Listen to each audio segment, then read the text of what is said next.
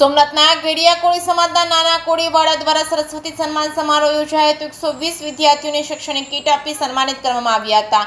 નાના કોળીવાડા ખાતે વિદ્યાર્થી સન્માન સમારોહ યોજાયો હતો, જેમાં સરસ્વતી સન્માન સમારોહમાં સમાજના 120 દીકરા દીકરીઓને ઉપસ્થિત આગેવાનો દ્વારા સન્માનિત કરી પ્રોત્સાહિત કરવામાં આવ્યા હતા। સમગ્ર કાર્યક્રમનું આયોજન ગેડિયા કોળી સમાજના નાના કોળીવાડા દ્વારા તરફથી કરવામાં આવ્યું હતું, જેમાં સમાજના મહાનુભાવો આગેવાનો ઉપસ્થિત રહ્યા। બાળકોને શિક્ષણમાં ખૂબ આગળ વધવા શીખ આપી હતી અને આ તકે આગેવાનોમાં ધારાસભ્ય વિમલભાઈ ચુડાસમા, અખિલ ભારતીય કોળી સમાજના ગીર સોમનાથ જિલ્લાના પ્રમુખ કાનાભાઈ વાસાભાઈ ગઢિયા તેમજ પીડિયા કોળી સમાજના પટેલ જયંતિભાઈ સોલંકી, ઉપપટેલ લક્ષ્મીકાંતભાઈ સોલંકી, સમસ્ત કોળી સમાજના પ્રમુખ લખમણભાઈ સોલંકી, મોટા કોળી સમાજના પ્રમુખ દિનેશભાઈ તેમજ ઉપપ્રમુખ ભીખાભાઈ ગઢિયા, પ્રભાસ પાડના, પીઆઈ ચૌહાણ તેમજ કુલદીપ મોરી, રાજુભાઈ ગઢિયા, સુરેશભાઈ ગઢિયા, રામભાઈ સોલંકી સહિતના ઉપસ્થિત રહ્યા હતા।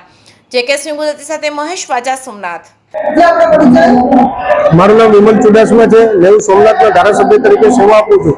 ત્યારે પાટણ મુકામે નાના કોળીવાડામાં ત્યાંના પટેલ પ્રવીણભાઈ ચુડાસમાના અધ્યક્ષસ્થાન અને તેમની ટીમ દ્વારા, સમિતિની ટીમ દ્વારા વિદ્યાર્થી સન્માન સમારોહનું આયોજન કરેલું।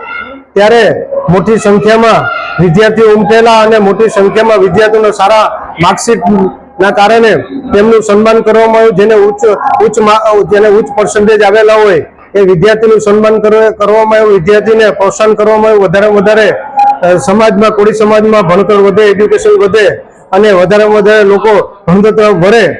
કારણ કે કોળી સમાજ મોટી સંખ્યામાં હોય છે, જે વસ્તીના આધાર ઉપર જે ભણતર હોવું જોઈએ એ ભણતર વસ્તીના આધાર ઉપર વધે, એના માટે સમાજના તમામ વિસ્તારના ગીર સોમનાથ જિલ્લાના આગેવાનો ત્યાં ઉમટાતા આવેલા અને તમામ લોકોને પ્રોત્સાહન, વિદ્યાર્થીઓને પ્રોત્સાહન કર્યું, સન્માન કર્યું અને ભવિષ્યમાં વધારે આગળ વધે એના માટે સોમનાથ દાદાને પ્રાર્થના કરી અને ભવિષ્યમાં પ્રગતિ કરે અને વિદ્યાર્થીઓ ખૂબ મોટી સંખ્યામાં એજ્યુકેશન વધે એ માટે થઈ અને આ આયોજન કરવામાં આવેલું હતું।